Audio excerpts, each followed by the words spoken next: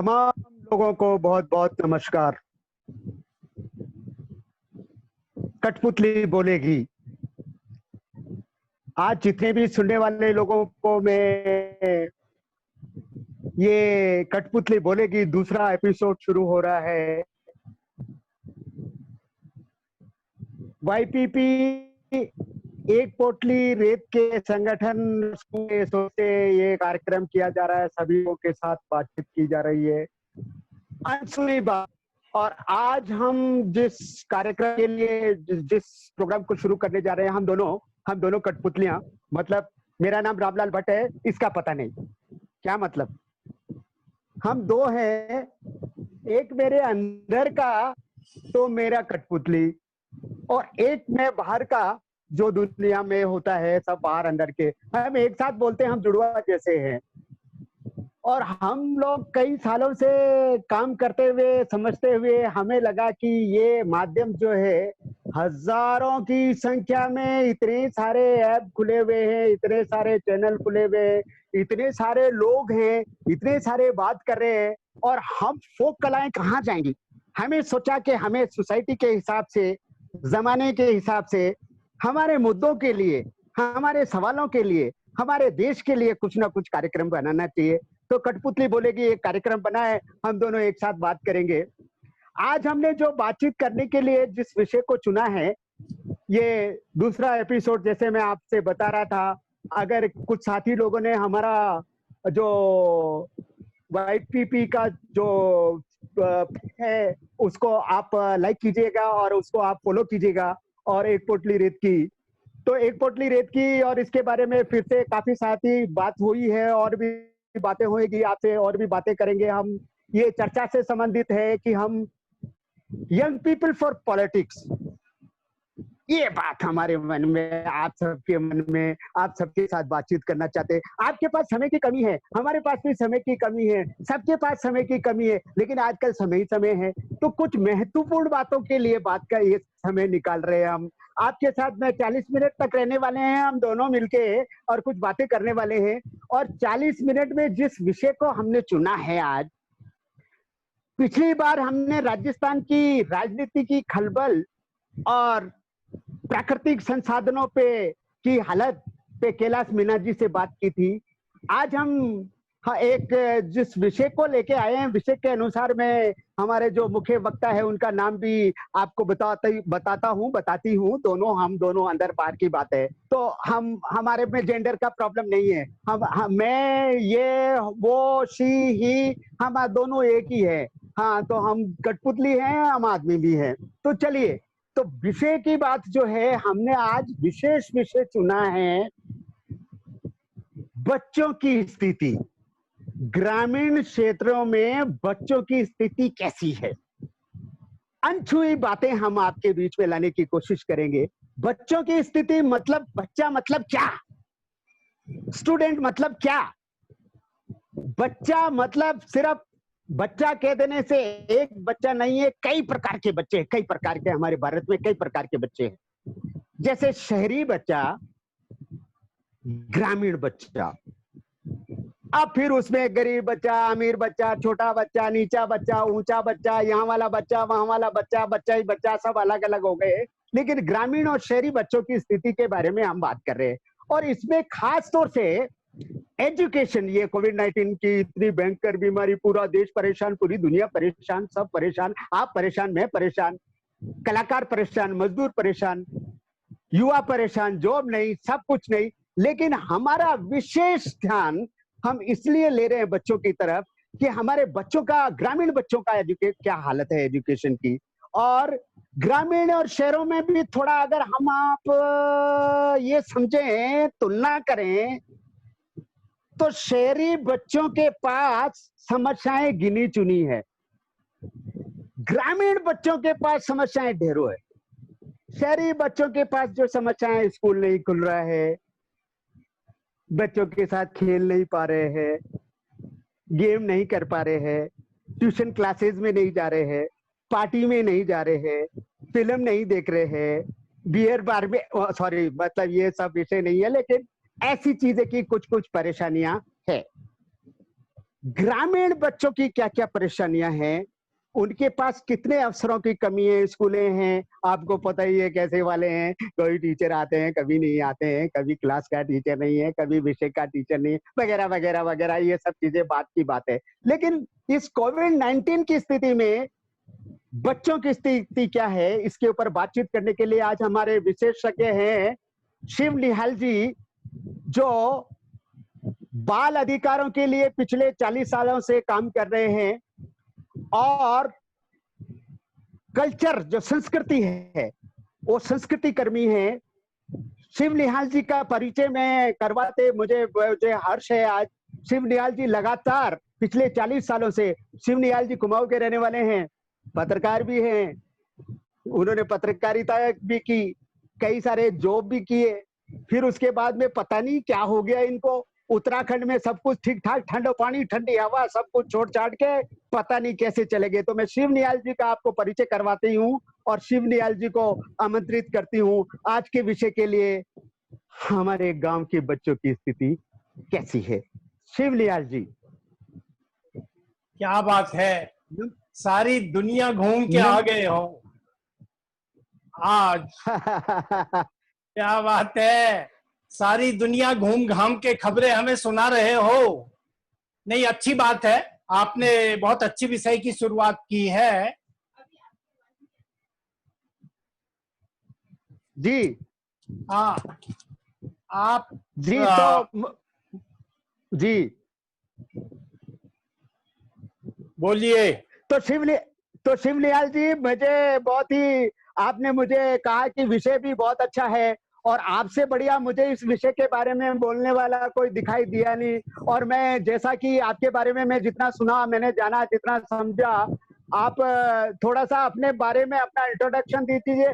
आप कुमाऊं से राजस्थान कैसे पहुंच गए और कब पहुंच गए और क्यों पहुंच गए और क्या हो गया, आपकी मति खराब हो गई कि क्या हुआ? क्या बात है, आपने तो भाई तमाम सारे सवाल एक साथ कर दिए आज। और बड़ी खुशी की बात है कि पूरी दुनिया घूमने के बाद हमारे ऊपर आपकी नजर पड़ी है? अच्छा, गांव वालों के भी।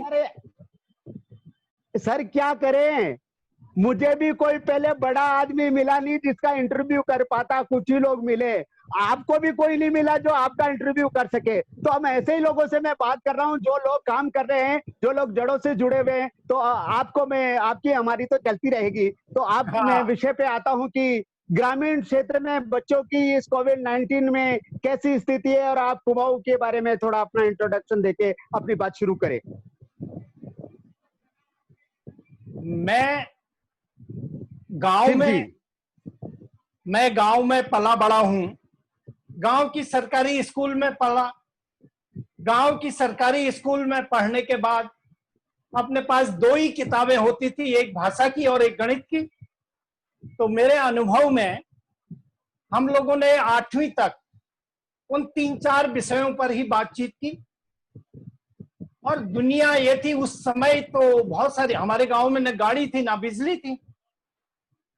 और धीरे धीरे हमें लगा कि जब इन 2 किताब या 4 किताबों से हम लोग 8वीं पास कर सकते हैं, तो इसके बाकी के क्या स्थिति होगी हमारी। तो धीरे धीरे मैं 8वीं के बाद थोड़ा पांव जम गए, तो जैसे सभी होता है मैं भी थोड़ा बाहर निकला। और मैं ज्यादातर, मेरी स्कूली शिक्षा आश्रम पद्धति से हुई है। मैं हरिद्वार में पढ़ा हूँ आश्रम में, और मैं संस्कृत विद्यालय में पढ़ा हूँ आश्रम पद्धति से। और ऐसे धीरे धीरे करके देखा कि दुनिया में पढ़ाई एक हिस्सा है, और ये हमेशा बेचैनी थी कि पढ़ने लिखने के बाद नौकरी करना, ये कभी मेरी समझ में आया नहीं वैसे कि नौकरी कैसे होगी। क्यों, गांव वालों की इच्छा जरूर थी, मेरे घर वालों की, कि मैं सरकारी नौकरी में जाऊं कहीं करके। लेकिन वो अवसर शायद ऐसे ही आते रहे जाते रहे, और मैं कुछ समय इस सब में रहा। लेकिन जो समय के बाद के पैर पालने में, जी आप बीच बीच में, बात वो नहीं है, बात ये है कि मैं कुमाऊं से आ गया, राजस्थान आ गया। अच्छा लगा राजस्थान में, हमें लगा कि शायद जी। मेरे एक गुरु थे, मेरे टीचर थे, उन्होंने कहा कि बेटा जब आप पढ़ाई करते हो तो आपकी समाज के हम्म। प्रति बहुत बड़ी जिम्मेदारी होती है, क्योंकि समाज है तो तुम हो, अगर समाज नहीं है तो आप नहीं है, आपका कोई अस्तित्व ही नहीं है समाज के बिना। तो इसलिए आपने जो भी थोड़ा बहुत पढ़ा है तो समाज के साथ चलना सीखिए, समाज के लिए कुछ सोचिए। तो ऐसा कुछ दिमाग में फितूर था, बहुत तो ज्यादा सर, सफाई नहीं थी बहुत ज्यादा। ये तय है, हम बहुत ज्यादा आंदोलनों के साथ रहा हूं, शराब आंदोलन के साथ रहा हूं, शराब बंदी नशाबंदी के साथ, और चिपको आंदोलन के साथ रहा हूं लंबे समय तक पर्यावरण के ऊपर काम करते हुए। और उसके बाद हाँ, राजस्थान आना हुआ, जैसे तैसे टूटे फूटे पढ़ाई करते, प्राइवेट सरकारी और ये सब करते हुए यहाँ आने के बाद एक अलग किस्म का मोड़ आया, क्योंकि शुरुआत की भूमिका में ही आपने अच्छा। बहुत सारी चीजें कह दी। और मेरा बिल्कुल हमेशा जी। गांव के प्रति एक बड़ा सम्मान रहा, क्योंकि गांव में पैदा हुए हैं और गांव के ही माहौल में पले बड़े हैं, तो गांव के प्रति एक बड़ा हमेशा आकर्षण भी रहा है। और गांव ने बहुत कुछ दिया है, गांव के तमाम सारी चीजों ने हमें मु- सिखाया है।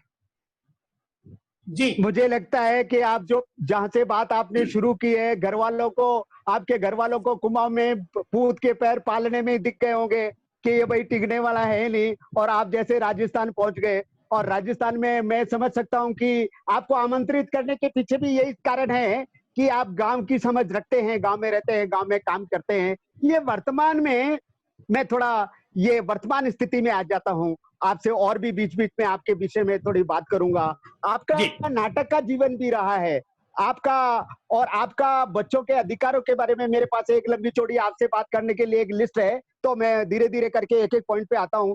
सबसे पहले मुझे आप ये बताइए कि ये कोविड-19 के टाइम पे बच्चों की शिक्षा की हालत क्या हो रही है ग्रामीण क्षेत्रों में? वाह। ग्रामीण की जो व्यवस्था है इस वो कोविड-19 के टाइम पे, इन बच्चों की हालत अभी वर्तमान में क्या हो रही है, आप इसके विषय में थोड़ी बताइए। एक बहुत बात यह है कि स्कूल तो बंद हैं और बच्चे हैं घरों में हैं, बस घूम रहे हैं घरों में। कोई बहुत ज्यादा गांव के बच्चों के पास इतने सारे संसाधन भी नहीं है, इवन कि बहुत सारे इलाकों में आज भी लोगों के पास संचार के बहुत ऐसे साधन नहीं है। सरकार ने जरूर ये कहा है कि हम आ, आपको नेट से ये पढ़ाने की सुविधाएं देंगे करके, लेकिन ये सब संचार के साधन हो या आपके पास आज का ये एंड्रॉइड मोबाइल टाइप की सुविधाएं हो तो पढ़ सकते हैं।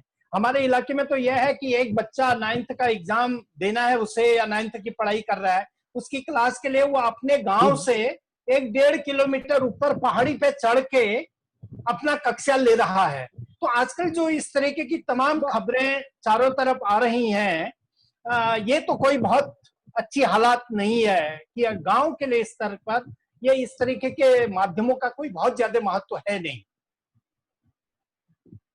जी। तो इसका मतलब सरकार ने कंप्यूटर भी दिए थे, सब कुछ, ये जो कह रहे हैं कि नेट से पढ़ाई करो सरकारी सब स्कूलों में, वैसे तो पहले से भी शिक्षा की हालत जैसी, आप उसके बारे में तो क्या बोले। टीचर है तो बच्चे नहीं है, बच्चे है तो टीचर नहीं है, क्लासेस की वो सब आप जानते हैं, मैं उस विषय में नहीं जाना चाहता। लेकिन ये इंटरनेट की ये जो बातें हो रही, इससे कैसे पढ़ाई, फिर इनके बच्चों का भविष्य क्या है, आप क्या सोचते हैं, क्या देखते हैं, क्या क्या आपकी समझ क्या है बच्चों बहुत के साथ साथ? बड़ी, जो जिन लोगों को हम चुन के भेजते हैं उनकी समझ मुझे लगता है कि ये है कि जिन गांव वालों की के नाम पर वो चुन के आते हैं, वो सब लोग तो इन दिनों सुरक्षित 5 स्टार होटलों में छिपे पड़े हैं। राजनीति ये है बच्चों के शिक्षा की कि बच्चे, ये ईमानदारी है ही नहीं कि बच्चों की शिक्षा होनी चाहिए। मुझे तो अभी बहुत बड़ा सवाल है, गांव के बच्चों को आगे लाने के वास्तव में ईमानदार कोई सरकारी व्यवस्था है क्या? ये ऐसे स्कूल हैं जिन स्कूलों में आप ठीक से अध्यापक नहीं दे पा रहे हो। यूं कहने को तो औसत के हिसाब से टीचर हैं, लेकिन वो टीचर हैं कहाँ? मतलब शहर के स्कूल में जहां 10 की जरूरत है वहां 20 टीचर हो सकते हैं, या सड़क के किनारे के स्कूलों में जहां 2 टीचर की जरूरत है वहां 4 हो सकते हैं। पर गांव में जहां जहां जरूरत है, जैसे आदिवासी इलाके, वंचित इलाके, इस तरीके के इलाके में जहां अध्यापकों की जरूरत है, वहां की क्या ये बहुत ईमानदार कोशिशें राजनीतिक स्तर पर हो नहीं रही हैं कभी भी। और दूसरी तरफ क्योंकि शिक्षा बहुत ज्यादा शायद उस जिस वर्ग को जरूरत है उसके लिए सोचा नहीं जा रहा है शिक्षा के बारे में। जी, इस कोविड-19 के टाइम पे आप कह रहे हैं शिक्षा के बारे में सोचा नहीं जा रहा है, तो आप बाल अधिकारों से जुड़े हुए हैं। तो क्या बाल अधिकारों का हनन जैसी स्थितियां आ रही हैं गांव में? ये जो अधिकार, जो हमें बच्चों का अधिकार मिला है, इसके बारे में आपके क्या विचार हैं? क्या आप देखते हैं? आप गांव में रहते हैं तो आप क्या बताते हैं? ये ये बहुत अच्छा सवाल है, लेकिन बाल अधिकारों के बारे में गांव में एक इतनी अच्छी बाल अधिकार होते हो, यूं तो बच्चे की जो जरूरतें हैं वही उसके अधिकार हैं। अगर बच्चे की जरूरत है खाना तो वो उसका हक है। अगर बच्चे की जरूरत है उसको शिक्षा मिले तो वो उसका हक है। तो बच्चे की जरूरतों को पूरा करने के लिए भी बहुत अच्छी समझ एक सोसाइटी में होनी चाहिए। वो उस तरीके की हो नहीं पाती है। बच्चा जैसे अब अभी बहुत चिंता के विषय है, बहुत सारे इलाकों में अगर बच्चा स्कूल नहीं जाएगा तो बच्चा बाल श्रम से जुड़ेगा। ये बहुत, बच्चा थोड़ा बहुत बड़ा है और लग रहा है कि अब स्कूल तो है नहीं, कुछ है नहीं, तो बच्चे को कहीं ना कहीं बाल श्रम से जुड़ जाना है, ये तय है। और ऐसे ही अगर लड़कियों की स्थितियां और खराब है, इस दरमियान राजस्थान जैसे राज्य में ये कहा जा सकता है कि बाल विवाह नहीं हुए होंगे, लेकिन पर इस दरमियान जी खूब जी। बाल विवाह हुए हैं। तो अब ये जो शिक्षा अच्छा। की वजह, शिक्षा स्कूल नहीं होने की वजह से, पढ़ाई बंद होने की वजह से, या इस तरीके की चुनौतियां, या ये कितने बच्चों के अधिकारों का संरक्षण हुआ होगा, ये बहुत बड़ा दिक्कत हुई है। जी, तो मुझे एक सवाल इसी से जुड़ा और है कि अगर आप कह रहे हैं कि बाल अधिकारों का हनन भी हुआ है, तो फिर वैसे बच्चे जिन बच्चों के माँ बाप नहीं हैं, मैंने सुना आप पहले से एक ऐसा बच्चों के लिए एक आप अल्टरनेटिव एजुकेशन के तहत आपने बच्चों के कई सारे नए स्कूल खोलने के लिए एजुकेशन के क्षेत्र में काम किया है।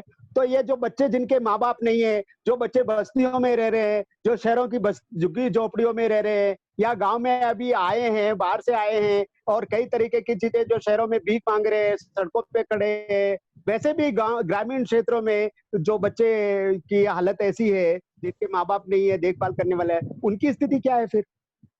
देखो आप जो भी सवाल पूछ रहे हैं वो मेरे लिए बहुत पीड़ादायी है, क्योंकि हम इन जो भी 30-40 साल के इस अनुभव में हम ये कह सकते हैं कि तमाम सारे बच्चे हमारी या समाज की या राजनीतिक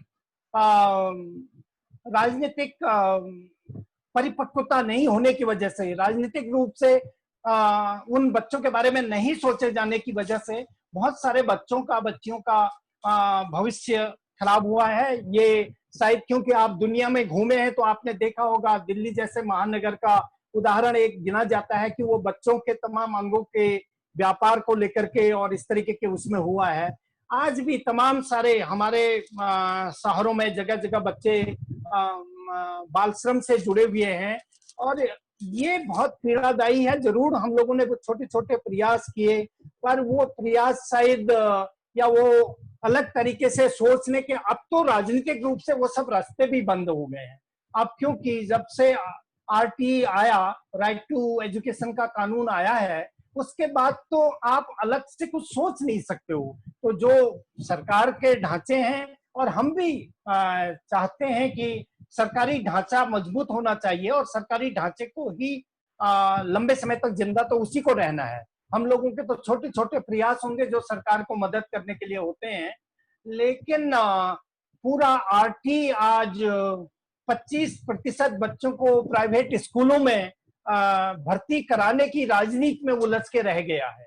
ये जानबूझ के इतनी बड़ी साजिश है कि आप 1000 बच्चों में, जो भी 100 बच्चों में से आप 25 बच्चों को तो प्राइवेट स्कूलों में भर्ती कर दीजिए, और बाकी के जो 75 बचेंगे वो तो गाय भैंसी चराएंगे या कहीं श्रम में ही जाएंगे। वो हमारे इलाकों में बड़ा फेमस है कि राजस्थान के बच्चे कपास तोड़ने के लिए गुजरात चले जाते हैं, या और तमाम सारे छोटे छोटे कामों में, या बिहार के बच्चे राजस्थान आ जाते हैं, जिसके लिए हम लोग कई सालों से कोशिश कर रहे हैं कि ये बाल श्रम मुक्त हो। ये जगह है राजस्थान में या अलग अलग जगहों पे। तो ये तो एक बड़ा दुखदाई, पीड़ादायी परिदृश्य है अभी आज के समय में। जी, तो तत्काल आपके क्या सुझाव, सजेशन रहेंगे बच्चों के लिए? क्योंकि अभी बच्चों की तो, सबसे बड़ों की तो थोड़ी बहुत समस्याओं को समझ सकते हैं, बातें भी कर रहे हैं, राजनीतिक खतरा है उसकी भी बात कर रहे हैं, सब चीजों की बातचीत हो ही रही है और राजनीति की भी इसमें जुड़ी हुई है, जैसे आपने अपने वक्तव्य में कहा। तत्काल इन बच्चों के लिए सरकार को और संस्थाओं को और एक्टिविस्ट लोगों को क्या करना चाहिए? आपके क्या सुझाव हैं जिससे कि इस समय बच्चों को तत्काल राहत मिले, ऐसे बच्चे जिनके पास बिल्कुल कुछ नहीं है और शिक्षा से जुड़े हुए हैं और वंचित है? देखो, एक तो बहुत सीधा सा सुझाव इस तरीके के हैं कि हमारे पास बहुत सारे बच्चों के लिए बहुत जो सड़क के किनारे या इस तरीके के बच्चे हैं जो गली कूचों में घर से निकल गए हैं, उन बच्चों के लिए बहुत सही तरीके के पुनर्वास की व्यवस्थाएं नहीं हो पा रही हैं, क्योंकि सरकारी ढांचे में सब लोग बचना चाहते हैं। ये जिम्मेदारियों से बचने का जो सरकारी ढांचे में है, सब कुछ होने के बावजूद आपके पास, आप ठीक ठाक सैलरी भी लेते हैं, आप ठीक ठाक तरीके से रह भी रहे हैं, आपको कोई नुकसान भी नहीं है, लेकिन उसके बावजूद भी बच्चों की व्यवस्थाएं या बच्चों के बच्चे होम से, जो सरकारी होम या और इस तरीके के उससे निकल छूटते हैं। ये तमाम तरीके के जो वो हैं, उसमें शायद पुनर्वास में भी बच्चों को बहुत संवेदनशील तरीके से बच्चों को रखने की जरूरत है। हमारे शिक्षाविद, हमारे देश में बहुत सारे शिक्षाविद हुए हैं जिन्होंने बहुत अच्छा दर्शन दिया इस देश में, जिसको राजनीतिक रूप से कभी स्वीकार नहीं किया गया। यहाँ कहा गया हमारे देश की शिक्षा व्यवस्था में कि हम लोगों को शारीरिक रूप से बच्चों को इन्वॉल्व करना चाहिए, शारीरिक रूप से बच्चे अपने काम के उसमें रहने चाहिए, बच्चे के साथ उसके नॉलेज को आगे ले जाने की बात होनी चाहिए।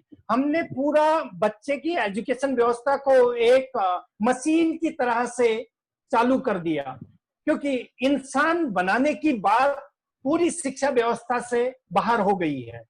कोई भी इंसानियत सिखाने की चीजें नहीं होगी। बहुत प्रतिस्पर्धा, बहुत ज्यादा कंपटीशन, बहुत ज्यादा अलग तरीके से चीजों को बच्चों के सामने रखना, एकदम एक दूसरे के प्रति बुरा ही तैयारी करना, वो कई तरीके की चीजों को, रंग, कास्ट वगैरह वगैरह, ये सब चीजें। तो मुझे लगता है कि ये सुझाव तो ये है कि सुझाव है क्या है आज, वो बहुत बड़ा मुश्किल है, कह पाना भी मुश्किल है, पर जो है वो स्वीकार्य नहीं है। सरकारी स्कूलों की मुझे जी, जितनी आपसे बातें हो रही है, ये बातें, विषय बहुत लंबा है, मेरे पास सवाल भी काफी सारे हैं आपसे पूछने के लिए तो इस विषय के, लेकिन इससे जुड़े हुए बहुत महत्वपूर्ण सवाल ये है कि तत्काल इन बच्चों के बारे में मेरे ख्याल से नीति निर्धारकों को, जैसे आप बता रहे हैं वो बात सही है। मेरे कुछ और आपसे सवाल हैं। एक तो ये सवाल है कि ये बच्चों में इतना डर आ गया है, लोगों में इतना डर है, इनसिक्योरिटी है, मेंटल काफी सारी परेशानियां हो रही है घर में। जैसे कि कई बच्चे ऐसे भी है, जिस विषय को हमने अभी थोड़ा सा ही छुआ है, जैसे कास्ट से पीड़ित है। अब आजकल ये कास्ट से भी मैं भी इस तरीके की चीजों को झेलते हुए आया हूँ, देखा हूँ, समझा हूँ, ये सारी चीजें भी है। और आज का ग्लोबल बच्चा, जो ग्लोबल दुनिया से जुड़ने के बच्चे की बात हो रही है, तो फिर ये कौन सा वाला बच्चा है? आप किस बच्चे की ये बात कर रहे हैं? सरकार और जो एजुकेशन स्थितियां और ये अंग्रेजी स्कूल और ये कौन से वाले बच्चे की बात कर रहे हैं? कौन से वाले, थोड़ा संक्षेप में बताएं, फिर मैं बाकी के कुछ सवाल आपसे पूछना चाहता हूँ। नहीं, देखिए,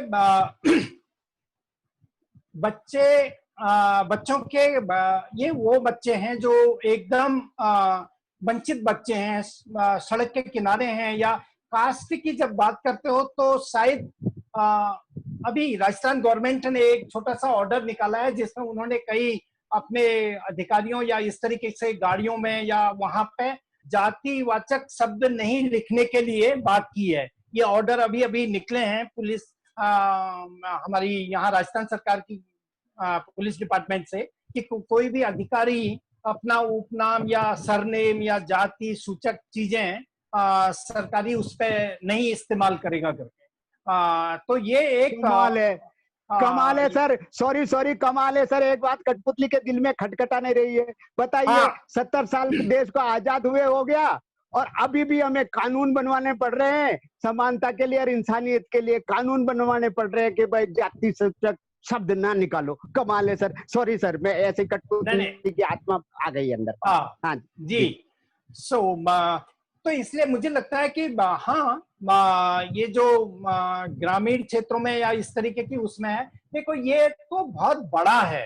पिछले कुछ सालों में ये इस तरीके के भेदभाव या इस तरीके की तमाम जातीय वो चीजें बढ़ाई गई हैं, बढ़ी हैं, जो नहीं बढ़नी चाहिए थी इन 70 सालों में। सही आप कह रहे हैं, लेकिन इनका काफी वो हुआ है, काफी प्रचार और अलग तरीके से अलग अलग के जातीय सेनाएं, जातीय जुलूस निकलते हैं, जातीय ये इसकी दिक्कतें हैं। क्योंकि अगली पीढ़ी तो यही देख रही है, जो बड़े लोग कर रहे हैं, बड़े लोगों से जो सीख रहे हैं वो वही देख रहे हैं, छोटे बच्चे भी। तो इस विषय के साथ में इस विषय को फिर मैं दूसरे सवालों में जाऊं इसी से जुड़े हुए। सबसे पहले तो जितने जो सुनने वाले लोग हैं, शहरी बच्चे और गांव के बच्चों का फर्क आप देख लीजिएगा।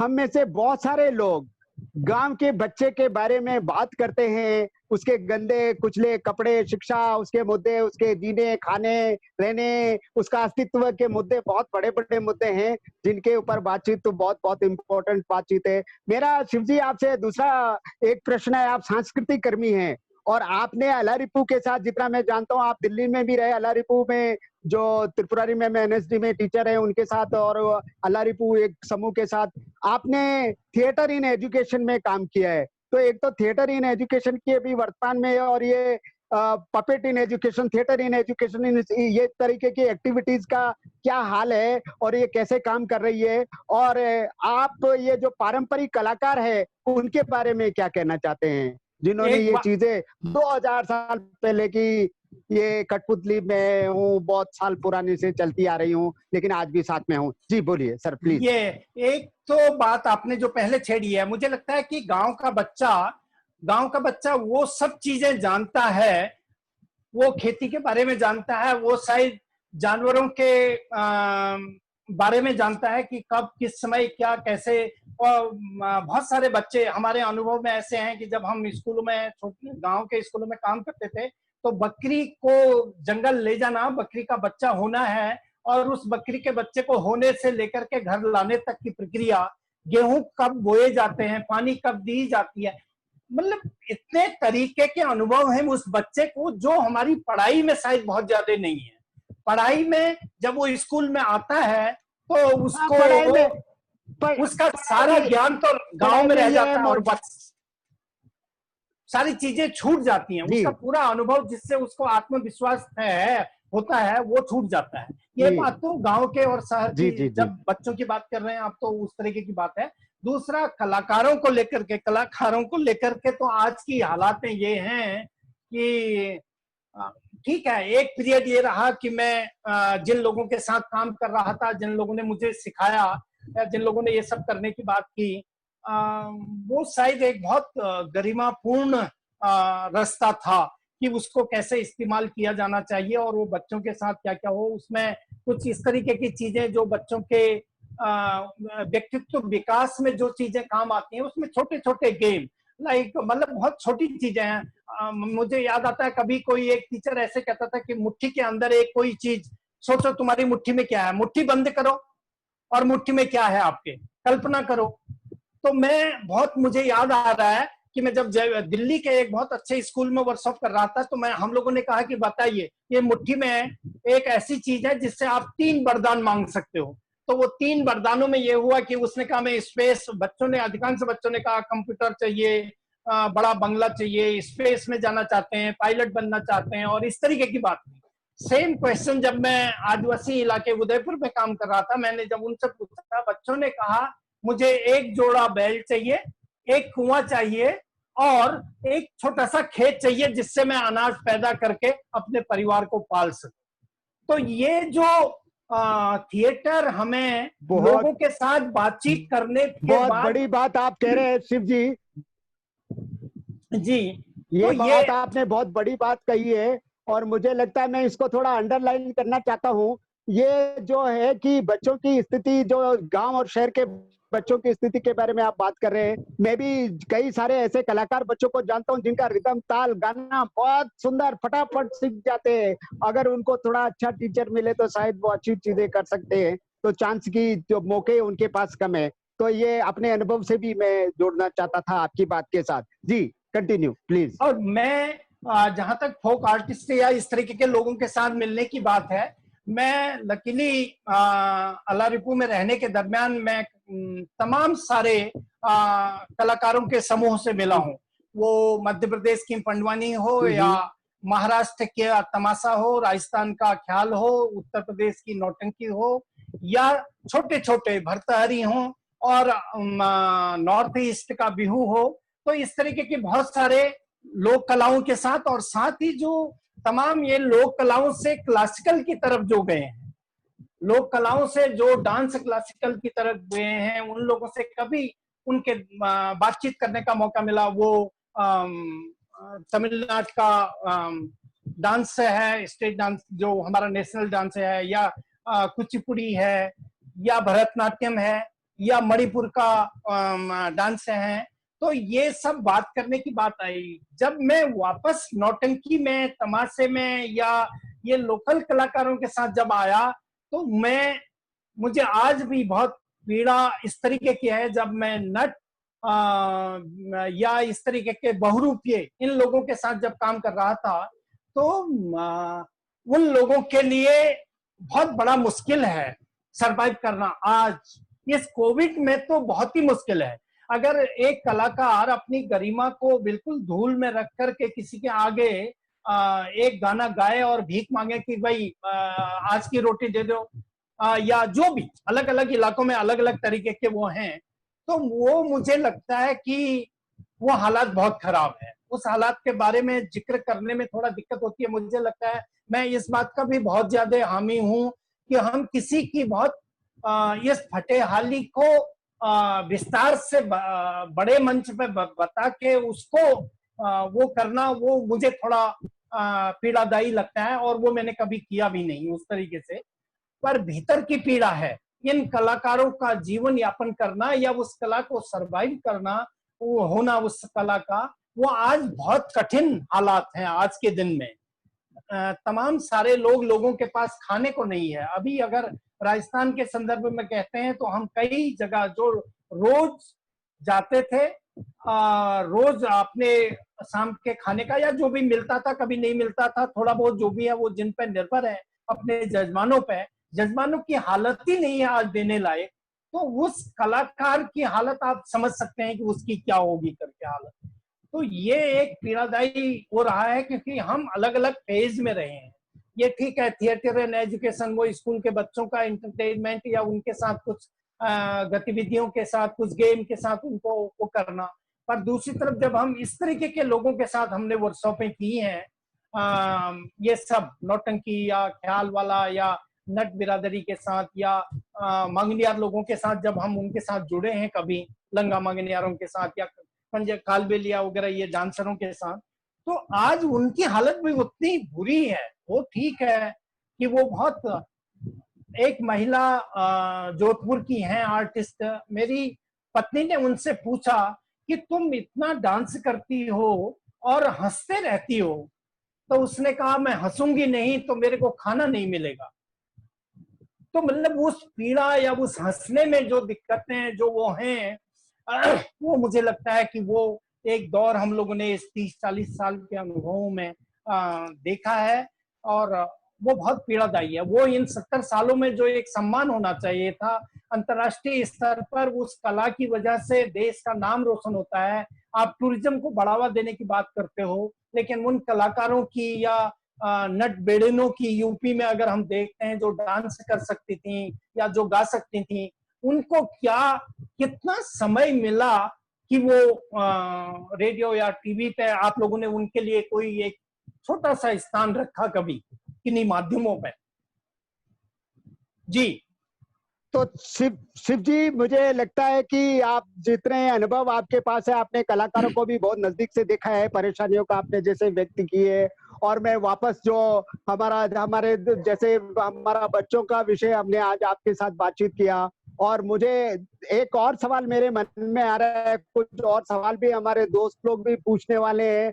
और जिन लोगों ने किसी साथी को कोई कमेंट्स करना है, कोई सवाल पूछना है, वैसे मुझे बहुत देरी हो गई, फिर भी मैं आप बोल रहा हूँ कि कुछ सवाल पूछना चाहते तो आप पूछें। मेरा एक छोटे छोटे दो दो छोटे छोटे आपसे सवाल अभी और बचे हुए हैं। पहला सवाल तो ये है कि वर्तमान स्थिति में जो बच्चों को खाना मिलता था, जो पोषाहार मिलता था, जिससे कि थोड़ी बहुत बच्चों की जैसे आंगनवाड़ी में और इस तरीके की, वो कोविड-19 में उनकी क्या व्यवस्था है? वो राशन का क्या हालचाल है? वो भोजन का क्या स्थिति है लोगों की? क्योंकि कई लोगों के पास, जितना मैं समझता हूँ, भोजन की भी परेशानी है आजकल। भाई स्कूल बंद है तो भोजन नहीं मिलेगा, स्कूल बंद ही है तो भोजन वो, और आदिवासी या वंचित तबके के वर्ग के बच्चों के लिए तो वो एक टाइम का भोजन वो बहुत बड़ी बात थी। वो शायद एक टाइम भोजन खा लेते तो रात को शायद घर में न भी मिलता तो भी चल जाता। वो भोजन उनके लिए बहुत बड़ी चीज थी, उनके सर्वाइवल उसके लिए। पर अब आजकल स्कूल बंद हैं तो शायद हो सकता है कहीं कहीं पे बहुत छोटी मात्रा में, मैं कहूंगा कि वो बहुत बड़े उसमें नहीं, और घरों में कुछ कुछ राशन जो सरकारी ढांचे में देने की बात हो रही है वो है। पर वो ऐसा नहीं है कि वो बहुत बहुत उनके लिए बहुत परिपूर्ण है, वो नहीं है उतना ज्यादा, वो इफरात से नहीं है कि वो अपना पेट भर के स्कूल में खा जाते थे तो फिर खेलते कूदते रहते थे। अब पिछले 4-5 महीने से, मार्च से स्कूल बंद हैं, तो अब आगे भी एक आध महीने और रहते हैं तो ये लगभग 4-5 महीने हो जाने हैं, अप्रैल मई जून जुलाई अगस्त तक।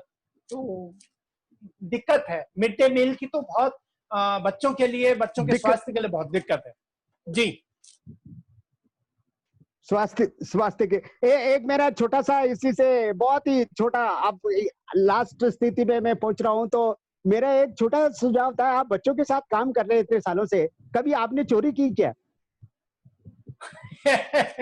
ये बड़ा अजीब, भाई साहब चोरी तो बचपन में क्या, हम तो कई बार की चोरियां, तो बचपन में क्या, स्कूल में या इधर उधर कई जगह, ज्यादातर खाने की चोरियां की, मतलब घर में खूब इफ्रात से दही दूध होता था तो उसकी चोरियां होती थी, घी की, गुड़ की, तमाम इस तरीके की चोरियां खाने के लिए। बाकी हाँ ये वैसे ये जी। ये मैंने मजाक में आपसे सवाल पूछा। आप दर्शकों से कुछ इस वर्तमान स्थिति के बारे में और बच्चों के बारे में और हमारी चर्चा के बारे में फाइनल फाइनल कमेंट्स कुछ आप करना चाहते हैं, सुझाव देना चाहते हैं तो प्लीज दीजिए, एक मुझे लग, समापन करने के लिए। मुझे लगता है कि बच्चों के लिए बहुत कुछ, ये कोविड आया, ये वैश्विक महामारी एक बड़े बड़े स्तर पर आई है, इसमें बहुत बड़ा बच्चों का नुकसान हुआ है। पर बच्चों को जिस तरीके से बांटा गया है, प्राइवेट, सरकारी, खोमचे वाले स्कूलों में, बिना खोमचे वाले स्कूलों में, ये शायद थोड़ा सा बच्चों को, अगर हमें अपने देश के बच्चों को थोड़ा आगे ले जाने की बात करनी है तो उसके लिए तो बहुत ज्यादा मेहनत करने की जरूरत है।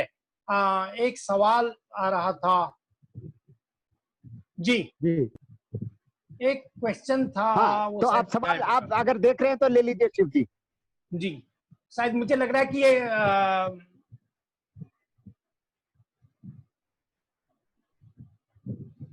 ये गुणवत्ता को लेकर के था। स्कूलों में गुणवत्ता की तो बात आज बहुत ही बड़ा मुश्किल है, गुणवत्ता, शिक्षा की गुणवत्ता को लेकर के, क्योंकि उस स्तर पे जब आरटीए आया तो बहुत सारे लोगों को ये लगने लगा कि ये एक और नई तरीके की जिम्मेदारी आ गई अध्यापकों के ऊपर करके, क्योंकि उसमें कहा गया कि हर बच्चे का सतत मूल्यांकन होना चाहिए कि वो कितना सीखा।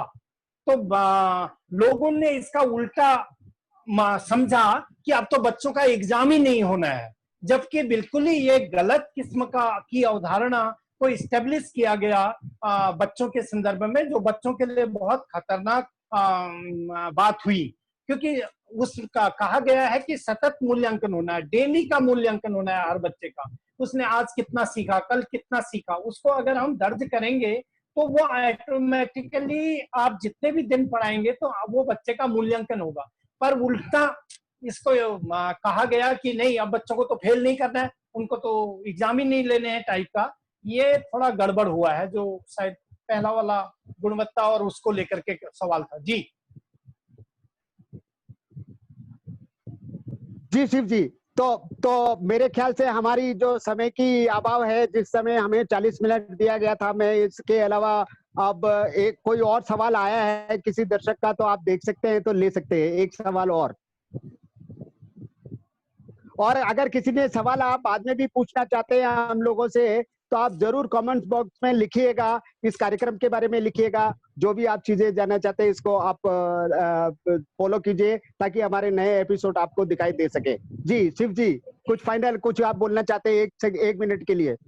हाँ, बस मैं तो यही कहूंगा कि सारी दुनिया घूम घाम करके रोज खबरें सुनाने की बातें हैं, तो अंततः तो यही कहेंगे कि चलेगी थैले में पट्टी, बजेगी साला की घंटी, हम तो सीखने आए हैं सारी दुनिया के बच्चे। जी जी जी, तो मैं आपकी आपकी ये जो लाइनें हैं, इसको मैं एक मेरे फाइनल 2 बातें कहने के बाद में, जैसा कि दोस्तों आप लोगों को पता है, ये कार्यक्रम हमारा शिक्षा के ऊपर, वर्तमान स्थिति में बच्चों की स्थितियों के ऊपर, और जो जरूरतमंद बच्चों के लिए, एजुकेशन के लिए, इस पे सोचे जाने के लिए आज का हमारा बातचीत था। और हमारे इस कार्यक्रम के समापन के लिए हमारे साथ तमिलनाडु से राधिका जुड़ी हुई है। राधिका, तो मैं राधिका से बोलूंगा कि वो चलेगी थैले में पट्टी अगर गाएगी इस कार्यक्रम के बाद, तो मुझे आज राधिका जुड़ी हुई है। राधिका सुन रही है मुझे? कठपुतली, शिवजी और रामलाल जी, सभी को जिंदाबाद। जिंदाबाद। बहुत ही राधिका जिंदाबाद, अच्छा लग रहा है। तो अभी हम गाएंगे चलेगी थैले में पट्टी, जो बहुत ऐतिहासिक गीत है। जब भी हम शिक्षा को लेके संघर्ष करते हैं, इस गीत को जरूर गाते हैं। तो मैं, बहुत लंबा गीत है, मैं सिर्फ 2-3 पैराग्राफ्स गाऊंगी। हाँ जी जी हाँ थैले में पट्टी, बजेगी शाला की घंटी, कि अब तो सीखने आए सारे दुनिया के बच्चे, कि अब तो सीखने आए सारे दुनिया के बच्चे। खे खा रहा ककड़ी, घग तोड़ रहा लकड़ी, कि लकड़ी छोड़ कर आए सारे दुनिया के बच्चे, कि लकड़ी छोड़ कर आए सारे दुनिया के बच्चे। चेचे पहन रहे चप्पल, चेचे भाग गए जंगल, हवा में झूमते आए सारे दुनिया के बच्चे। चैने देख ली दुनिया, त्रेगे बांट रही खुशियां, कि अब की खुशियां लूटने आए सारी दुनिया के बच्चे, खुशियां लूटने आए सारी दुनिया के बच्चे। चलेगी थैले में तो दर्शक, बजेगी शाला की घंटी, कि अब तो सीखने आए सारी दुनिया के बच्चे, कि अब तो सीखने आए दुनिया के बच्चे। तो हवा में उड़ने आए, सीखने आए सारी दुनिया के बच्चे। सारी दुनिया के लिए इस कोरोना ने बहुत परेशानियां कर रखी है। कठपुतली की बातों का ध्यान रखना, कठपुतली की बात को अनसुना ना करना, और बच्चों के भविष्य के लिए बच्चों से जुड़ी हुई जितनी भी सरकार, संस्थाएं, लोग, युवा, सब लोगों को आगे आना चाहिए और बच्चों की बात पहुंचाना चाहिए। बच्चों की सुरक्षा, बच्चों का हमारा भविष्य की सुरक्षा है। आप सब लोग हमारे साथ जुड़े, इस कार्यक्रम में जुड़े। अगली बार फिर आपसे मुलाकात होगी, तो आप हमारा जो YPP का जो पेज है उसको और एक पोटली रेत को आप फॉलो कीजिएगा। नमस्कार, फिर मिलेंगे किसी और साथी के साथ। कठपुतलियां अब बोलेगी।